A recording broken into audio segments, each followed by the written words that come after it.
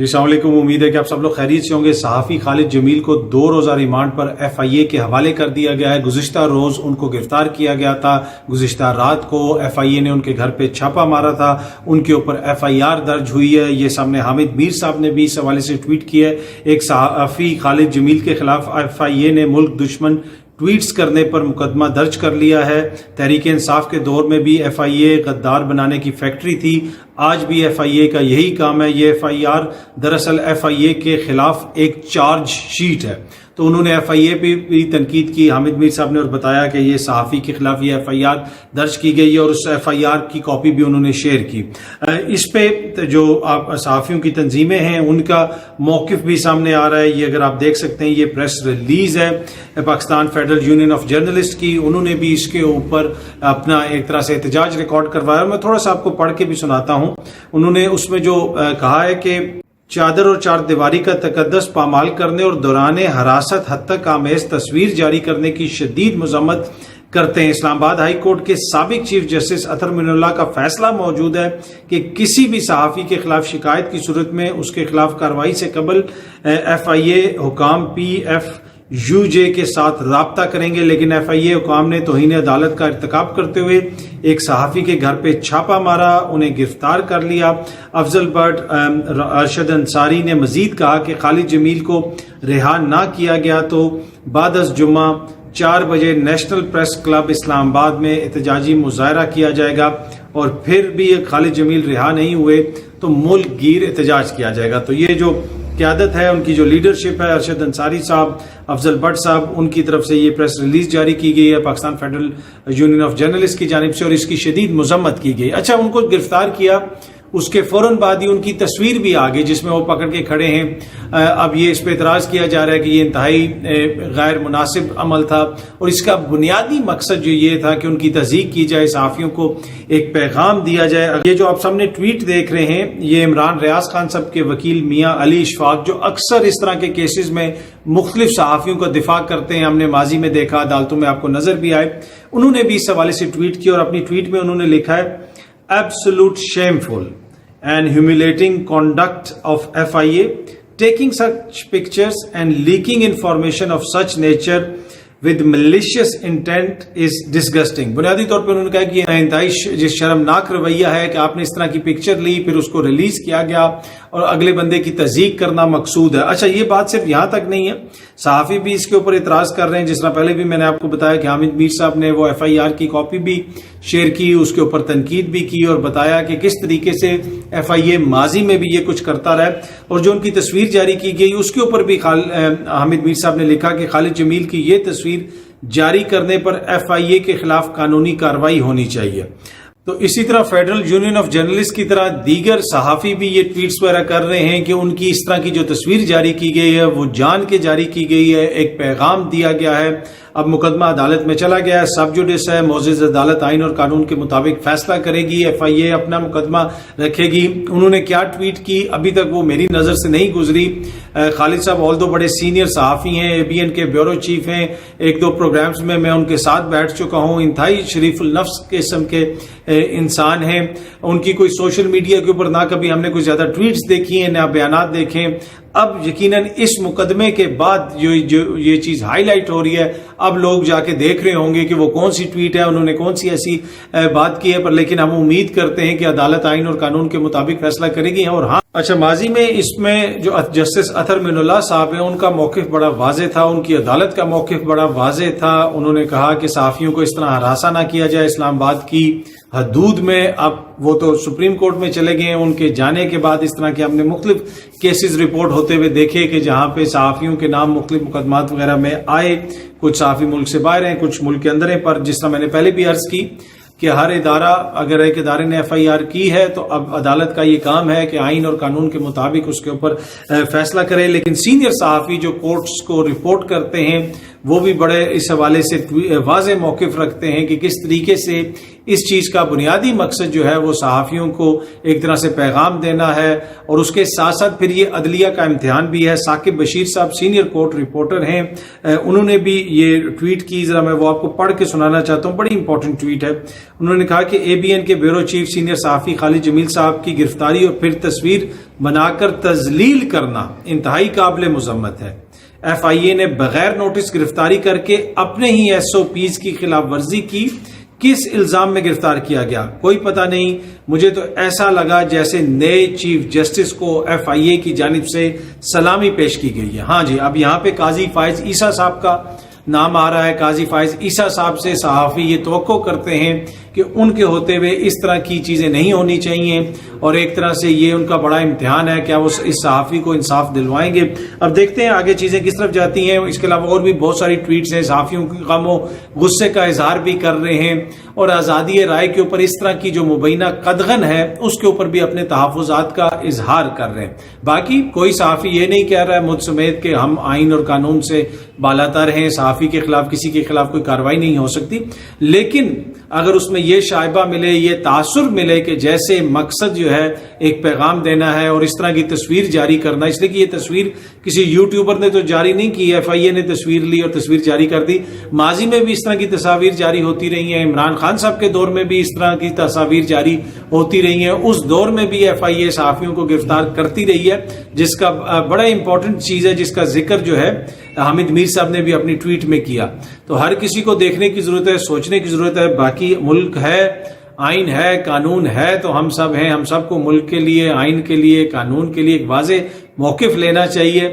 پر اب دیکھتے ہیں کہ یہ مقدمہ آگے کس طرف جاتا ہے، پر اس طریقے سے صحافیوں کو ٹارگٹ کرنا یقیناً قابل مذمت ہے، اور اس سے یہ تاثر مل رہا ہے کہ صحافیوں کو ایک پیغام دینا ہے، تو اس میں کوئی دو رائے نہیں ہونی چاہیے۔ اچھا، دوسری طرف کینیڈا اور بھارت کے جو تعلقات ہیں ان میں کشیدگی بڑھتی جا رہی ہے۔ جسٹس ٹروڈو صاحب جو ہیں انہوں نے دوبارہ اس چیز کا ذکر کیا، جی ہاں جی، انہوں نے دوبارہ اس چیز کا ذکر کیا ہے کہ ہمارے پاس ایسی انٹیلیجنس آئی، ہمارے پاس ایسی اطلاعات آئیں جس سے ظاہر ہوتا ہے کہ بھارتی حکومت کے اہلکار اس میں ملوث تھے، جو ان کی سرزمین کے اوپر ایک سکھ ایکٹیوسٹ کو ٹارگٹ کیا گیا، اس کا قتل کیا گیا، اور جو AP اس کو رپورٹ کر رہا ہے اس کے مطابق جو 5 آئیز انٹیلیجنس شیئرنگ ہے اس میں بھی سے بھی انفارمیشن آئی، یعنی جو برطانیہ، امریکہ، آسٹریلیا، نیوزی لینڈ اور کینیڈا کی ایک مشترکہ 5 آئیز جو ہے وہ جس طرح آپ کہہ سکتے ہیں انٹیلیجنس شیئرنگ ایک فارمولہ ہے جہاں پہ وہ ایک دوسرے کے ساتھ انٹیلیجنس شیئر کرتے ہیں، ادھر سے بھی ان کو انٹیلیجنس ملی، ان کے اہلکار یہ بتا رہے ہیں کینیڈا والے، جس سے ظاہر ہوتا ہے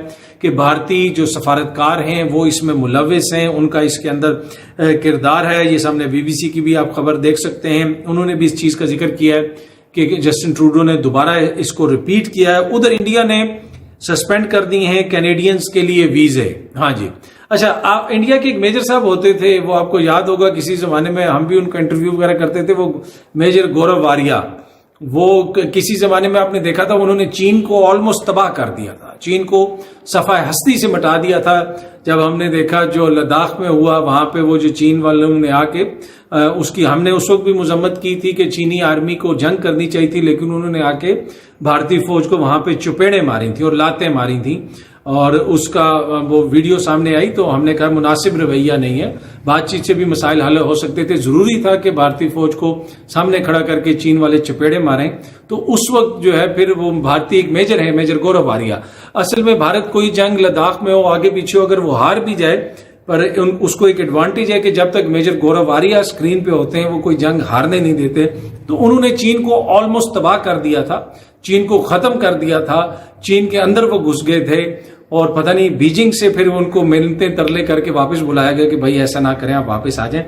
آج کل وہی میجر صاحب جو ہیں انہوں نے کینیڈا کی بربادی کا ذمہ اپنے لیا ہوا ہے، اور کچھ عرصہ پہلے ایک ویڈیو کے اندر وہ کہہ رہے تھے جسٹن ٹروڈو بیٹا تمہیں ہوش آ جائیں گے، تمہیں یہ ہو جائے گا، تمہیں وہ ہو جائے گا، تمہارے یہاں پہ کمیشن نہیں چل سکیں گے، اور انتہائی نامناسب قسم کی زبان استعمال کر رہے ہیں۔ اور آپ وہ یہ کہہ رہے ہیں کہ ہم کینیڈا والوں کو ویزا نہیں دیں گے۔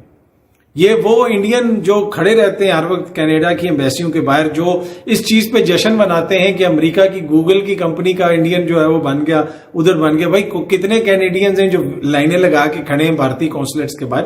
کچھ گراؤنڈ ریالٹیز بھی ہوتی ہیں نا۔ انڈیا کا ہوا یہ ہے کہ وہ جو چین کے سامنے اس کو کھڑا کرنا ہے، امریکہ نے چین کے سامنے اس کو کھڑا کرنا ہے، مغرب نے، اور خطے کے اندر وہ ان کی کوشش یہ ہے کہ چین کی کسی طریقے سے ہیجمونی نہ ہو اور خطے کے اندر ایک ایسی طاقت کریٹ کر دی جائے کہ چین اس کے ساتھ مصروف رہے اور چین جو ہے وہ اس کے جو وائڈر گولز ہو سکتے ہیں اس کی طرف اس کی توجہ کم ہو جائے. تو اس کی وجہ سے انڈیا کو وہ امپورٹنس دی جاتی ہے. اس کی اکانومی بھی بہتر ہے، اکانومی اس لیے بہتر ہے کہ بڑی آبادی ہے، وہاں پہ انویسٹمنٹ بھی ہو رہی ہے اور وہ ساری چیزیں، اس کا ایک لمبا بیک گراؤنڈ ہے، اس میں جا سکتا ہوں. لیکن وہ باقاعدہ طور پہ خود کو، وہ اگر میجر صاحب کی آپ ان گفتگو سنیں، گورو آریہ صاحب کی، وہ ایسے باتیں کرتے ہیں کہ جیسے وہ کوئی سپر پاور ہے اور وہ جی چاند پہ بھی چلے گئے، وہ بھی چلے گئے. تو میں نے ان کو ایک دفعہ ایک پروگرام میں بات کرتے ہوئے کہا تھا، میں نے کہا آپ قابل احترام ہیں، ہمیں تو آپ کی فکر ہے، اور فکر اس لیے ہے کہ جتنی پاکستان کی آبادی ہے اتنے زیادہ لوگ تو بھارت کے اندر ہر روز بھوکے سوتے ہیں. تو ہماری تو ویسے پاکستان میں اتنی سیاست چل رہی ہے، یہ ہو رہا ہے وہ روز، تو توجہ نہیں ہوتی. لیکن وہ میری نظر سے ان کی ویڈیو گزری اور وہ جس طرح جسٹن ٹروڈو بیٹا پھر تو سن لے، تو وہ مجھے اچانک وہ یاد آ گیا کہ جس طرح وہ شی جنگ پنگ، ٹھیک ہے کہ نہیں، نہ بچے گا چین، نہ چین کا چمچہ پاکستان، اس طرح کی خبریں جو اس زمانے میں چین اور پاکستان کو برباد کرتے تھے، تباہ کرتے تھے. پھر باقی جو کچھ ہوا، گراؤنڈ ریالٹیز کیا ہیں وہ سب کے سامنے. 27 فروری کو کیا ہوا، کیا کچھ نہیں ہوا، بھارت کے کیا دعوے تھے. تو وہ اینی وے وہ ساری چیزیں اپنی جگہ پہ. لیکن چین کی تباہی تو نہیں ہوئی. اب میجر صاحب نے بیڑا اٹھا لیا ہے کہ انہوں نے کینیڈا کو تباہ کرنا ہے، پر یہ جو چیز ہے یہ آگے جا کے ایسکیلیٹ ہوگی.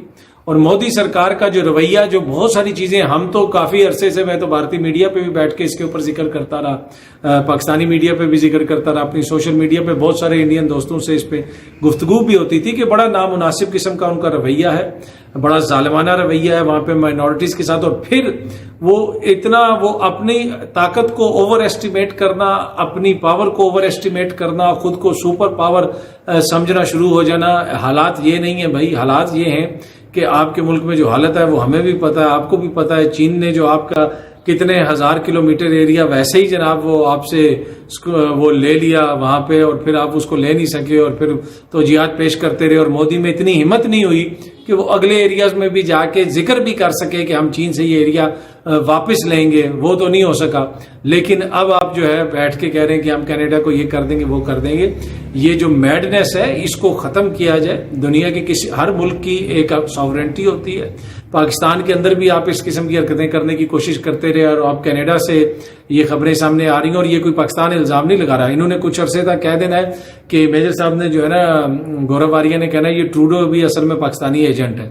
تو وہ کوئی مجھے کسی قسم کا کوئی شک نہیں ہے کہ انہوں نے اس قسم کا آنے والے دنوں میں الزام لگا دینا ہے. لیکن یہ جو چیز ہے یہ بھارت کو ہانٹ کرے گی. اس کا جو امیج ہے، جو تمام تر چیزوں کے باوجود مغرب میں ایک طرح سے اس نے قائم رکھا ہوا ہے، سافٹ امیج گاندھی جی کی جو ہے وہ اینٹی، جسے آپ کہہ سکتے ہیں عدم تشدد کا فلسفہ، تاج محل، یہ بڑی بڑی خوبصورت جگہیں، اور یہ اور وہ اسپائسز، بالی ووڈ، وہ اس طرح کا امیج. لیکن حقیقت کیا ہے وہ اب پوری دنیا دیکھ رہی ہے. ویسے تو وہ حقیقت تو سب کو پتہ ہے.